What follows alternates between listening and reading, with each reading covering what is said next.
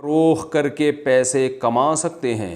مولانا طارق جمیل صاحب کہتے ہیں کہ دین کی کوئی چیز بیچ کر پیسے کمانا جائز نہیں ہے، تو کیا کوئی اسلامی کتاب چھاپ کر اس کے ذریعے کمائی کر سکتا ہے یا نہیں؟ ساجد صاحب انڈیا سے۔ مولانا طارق جمیل صاحب نے، میں نے تو نہیں کہا کہ ایسی کوئی بات کہی ہے، اور کہیں بھی ہے تو اس کا یہ مطلب نہیں ہے۔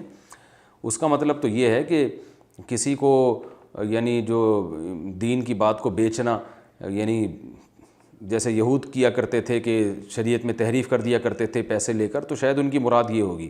بہرحال دینی کتابیں چھاپ کر ان کو بیچنا اور ان کی کمائی بالکل جائز ہے، اس میں کوئی حرج نہیں ہے۔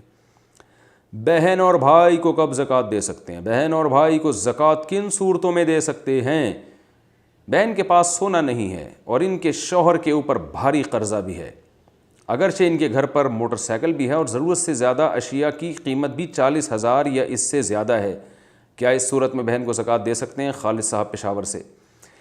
ضرورت سے زیادہ اشیاء کی قیمت بھی اگر ان کے پاس ہے 52.5 تولہ چاندی کے برابر، تو پھر ایسے شخص کو زکوٰۃ نہیں دی جا سکتی۔